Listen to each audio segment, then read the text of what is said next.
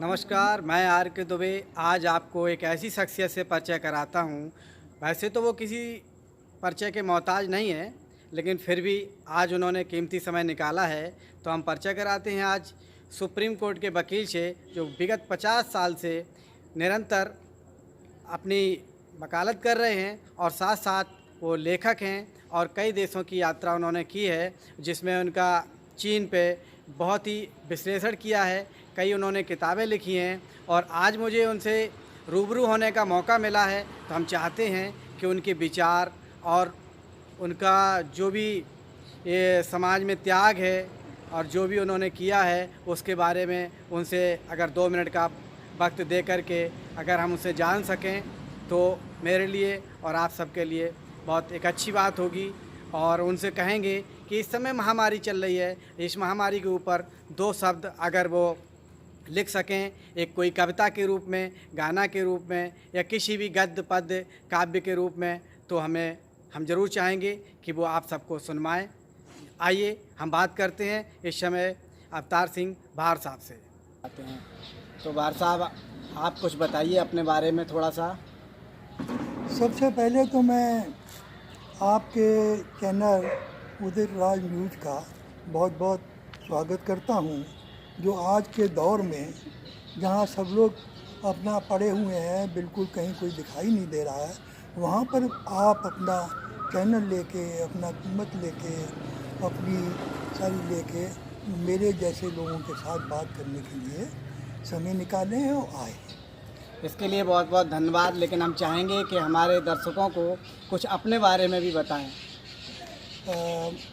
मैं अपने ज़िंदगी के विषय में तो आपको बताना चाहूँ तो जन्म तो मेरा अमृतसर ज़िले का एक गांव है कंडियाला, वो तरन तारण के पास है।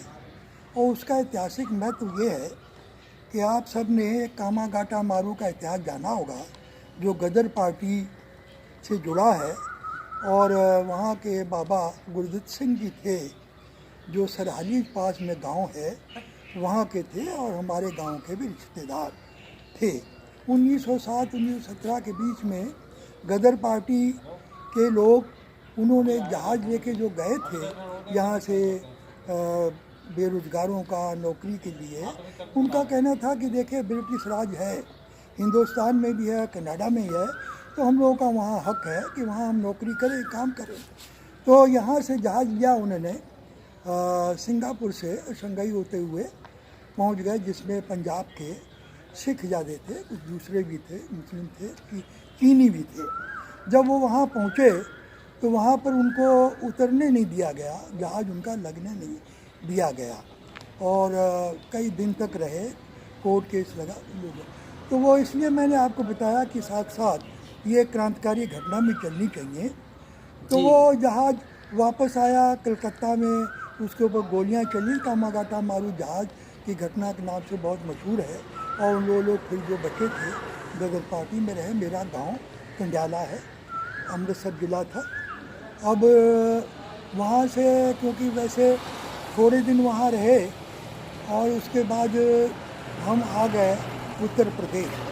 पहले हमारे पिताजी क्योंकि आर्मी में थे, वहाँ के जब पार्टीशन हो गया तो फिर उनको अपना ऑप्शन लेना था, कहाँ उनको काम करना है, कहाँ। तो उन्होंने रेलवे ऑप्शन दिया, देर से दिया। इंडी रेलवे का इज्जतनगर मिला, बरेली में है। बरेली रहे, प्रारंभिक शिक्षा वहाँ हुई।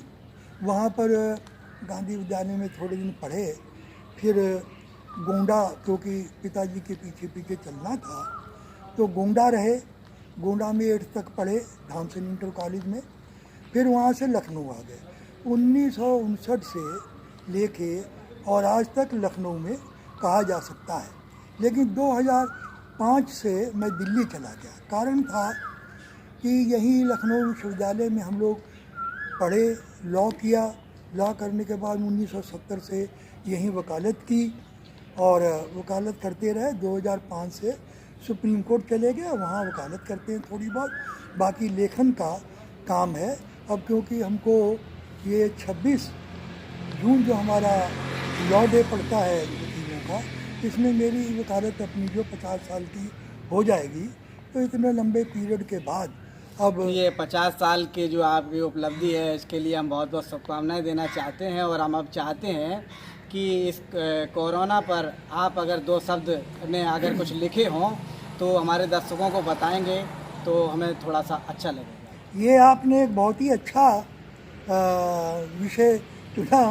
ये एक ऐसा संयोग है क्योंकि मैं कुछ साहित्य लिखा है, किताबें हैं, चीन पे बहुत किताबें हैं और कविताएं भी हैं अपनी सारी।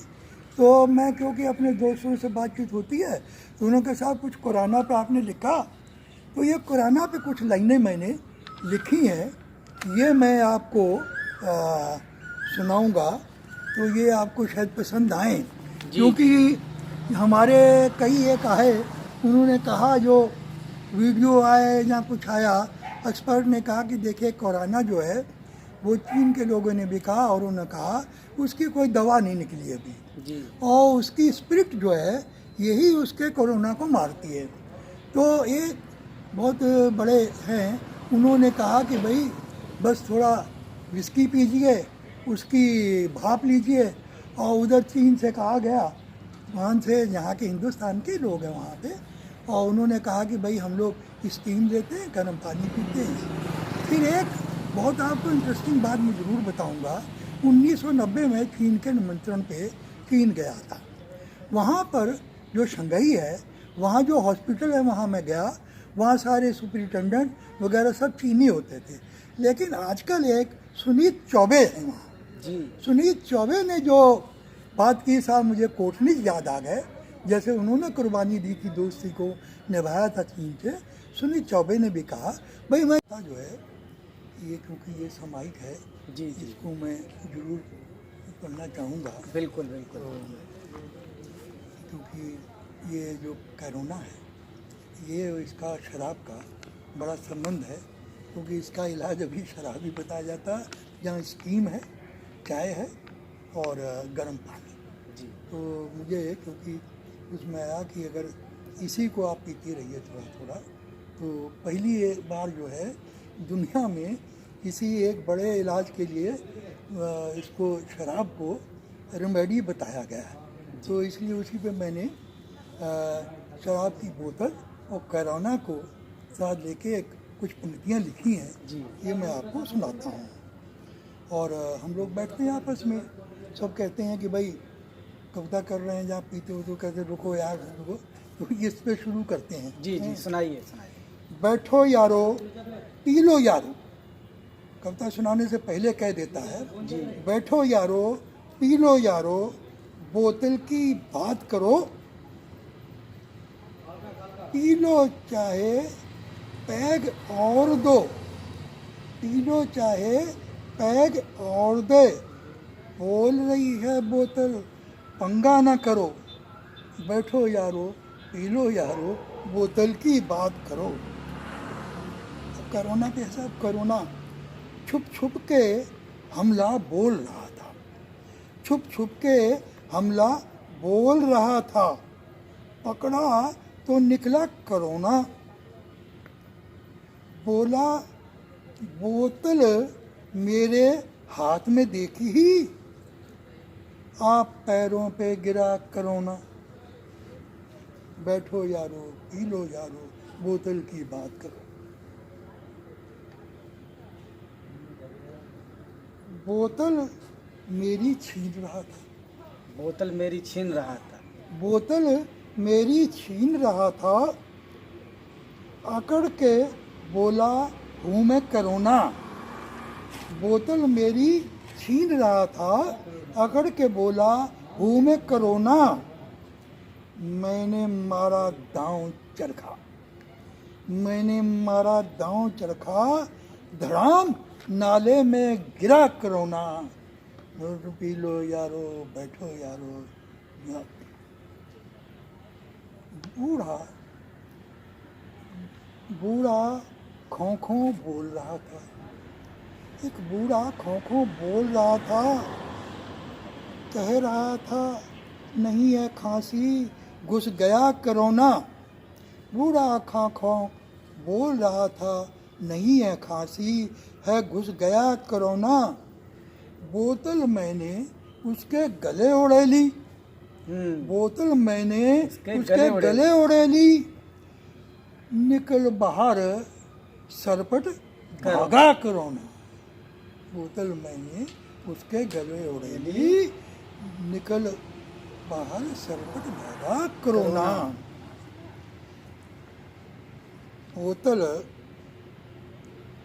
बोतल लेकर चला था घर, बाजार चले गए, हाँ। कहीं घूम डाल के लाए हुए, तो जी। जब चले जी। तो एक होता है कि सबका कोई ना कहीं होता है, तो उसको कोई देखे उखे ना तो रहता, तो एक इसमें थोड़ा सा वो है। बोतल लेकर घर को चला था, जी। मोड़ गली था खड़ा कोरोना। बोतल लेकर घर को चला था, मोड़ गली था खड़ा कोरोना। बिल्लो मेरी को घूर रहा था, बिल्लो मेरी को बिल्लो घूर रहा मेरी है। को घूर रहा था, मना किया तो मुझ पे झपटा। बिल्लो मेरी को घूर रहा था, मना किया तो मुझ पे झटका। मैंने पैर उसका पकड़ा और घसीट सड़क पर धय मारा कोरोना। मेल पियो यारो, बैठो यारो, रात बोतल की करना, पैग भले दो पी लो यारो, पर बोतल बोले राह में ना रोना। ये है साहब। तो कोरोना पर आपने एक सुंदर कविता सुनी और इसी के साथ नमस्कार, जय।